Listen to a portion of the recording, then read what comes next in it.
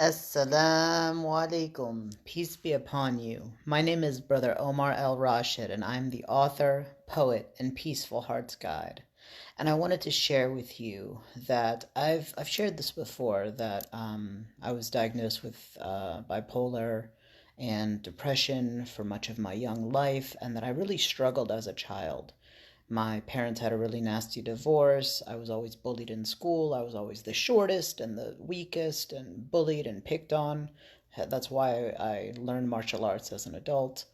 And it was a really painful time, I'd say from the ages of 2 or 3, when I was diagnosed with diabetes until like 15 or 16, when I was, going through the hardest time of the bipolar and really struggling with depression and everything that goes along with it. And I just wanted to share that, I had a reprieve for many years. Allah truly blessed me with wonderful friends and family and people who were supporting me throughout my undergraduate years, throughout grad school, and for a long time I had experienced the exact opposite of all of the pain and suffering that I'd witnessed in my youth. And as I was learning about Islam and learning about psychology and social work and all of my disciplines and philosophy of Islam and all of these other wonderful topics, I found myself. I found my peace and my serenity. And it was really interesting to go from having been such in a dark and sad situation, honestly not having friends and not remembering being having friends, to being one of the more loved people in my undergraduate community and just in the community at large. And of course, I've been working on my soul. I've been doing a lot of the self-building stuff and learning about psychology and stuff for years. But what was really interesting to me was at the pinnacle of it all, when I was 22, I had just graduated with my master's in social work. I was working full time. There was something that happened that all of the progress that I'd made, all of the benefits, all of the hope, all of the happiness and the joy that I experienced throughout my undergraduate and graduate years, all of it was dashed. And it all started when I got into a very toxic relationship.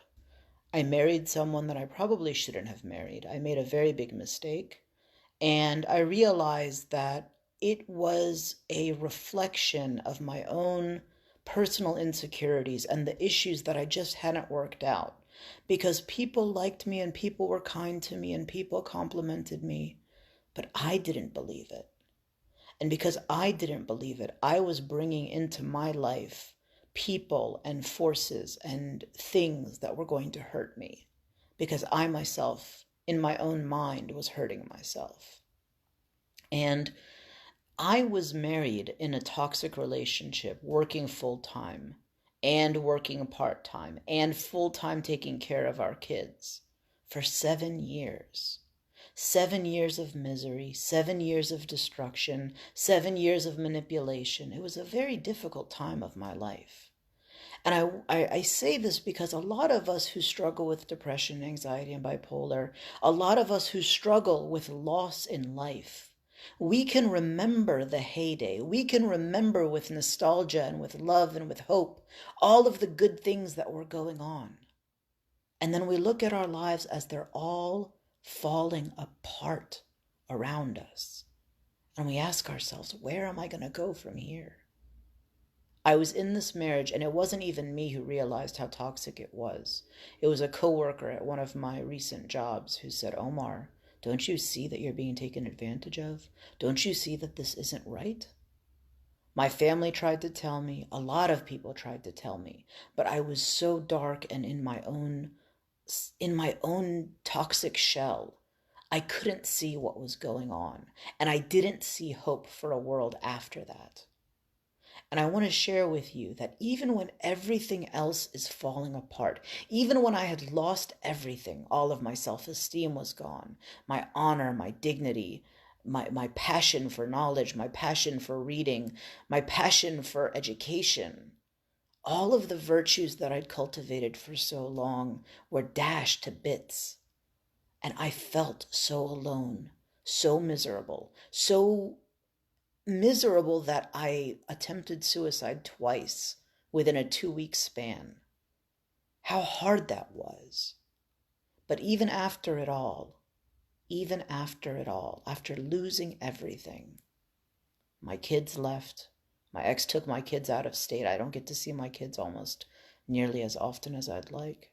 I'm trying so hard to be a part of their lives, and even now there are battles and legal mishaps and everything else going on. And yet, through it all, after reaching the bottom and having everything and losing everything, I was able to build back up. And one of the tools that helped me to build myself back up when I didn't have hope, when I didn't see blessings, when I didn't have a clear vision of what my future held. I didn't know what was coming. All I knew was that I was in a miserable place. I had to change. I took one action. After that one action of initiating the divorce, my whole world was flipped upside down. She left, the restraining order, all and on and on and on and on. All of the legal battles, taking my kids across the country. And after that, I realized that I had to focus on building myself up again because I've done it once before. I became happy, joyous, spiritually connected, loving of Allah, connected with my roots, connected with good friends and good family. You know, most of my friends were pushed away in my time of isolation, in my time of marriage. All of my good friends I was alienated from. I couldn't talk to them. I couldn't see them. And honestly, she pushed them away. And she pushed my family away, especially. But you know, as I was rebuilding, I focused on the one thing that I knew that I had, that I knew that I had to be able to do again. And that is that if Allah has given me a blessing once, surely He can do it again if I turn back to Him and I go back to the healthy practices, if I go back to the healthy actions that cultivated me and helped me to take care of myself at the beginning, then I could build it again. And I want to share with you one of the first techniques that I used to feel better is the resource that I share in this link, which is to use Islamic divine affirmations, to journal, to write my thoughts and my prayers and my gratitudes, and to write down Islamic inspired affirmations rooted in the Quran, something that will help me to reconnect with Allah. Because there was a time of my life that I was content. There was a time of my life that I felt happiness and peace. And I just needed to tap into it again. And this is the practice that helped me turn my life around, alhamdulillah. Now I'm sharing it with others because there are so many opportunities for us to feel better. I have a friend of mine who's going through a hard divorce, and she's right at the very beginning of it.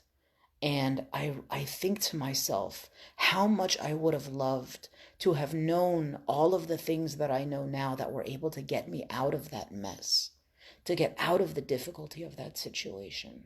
There are resources for those who are suffering. There are ways of feeling better. And I was struggling for months in the darkness, months trying to find my way out.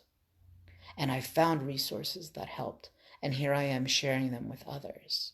So wherever you are in your life at this point, if you feel like you're in a dark place and you need some help getting out, I encourage you to find and use the resources that can help you to get to those better days. Because even if you've lost everything, you can get it back. Allah is merciful and He allows us to restore and to renew and to move forward. One of my favorite quotes is that so long as there is breath in our chests, we have time to make amends. We can always turn back to Allah. As long as the last breath is still in our chests, we can come to Allah. We can repent for what we've done wrong, make amends and grow and be restored. And we all know the story of Ayub, right? That he was very wealthy, had a lot of riches, and he was married and had 7 beautiful children, and he lost all of his children and all of his wealth. And he was patient and happy and content with Allah. And Allah restored him with 7 new children and with bigger abundance than he had before. All because through all of it, he took action in order to feel better and not despair and not lose hope.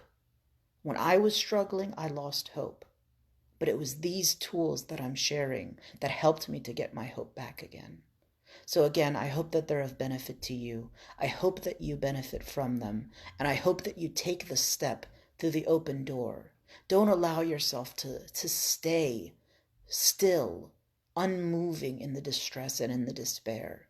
That's what Shaitan wants from you, to just stay there and to stay stuck. What Allah wants is for you to find Him again. Find the peace and joy that you wish for, that you crave, because you're worth it. You are worth it. You're worth it if you take a step for it, because it's your right, as long as you move for it. So with that, I bid you adieu. Assalamu alaikum wa rahmatullahi ta'ala wa barakatuh.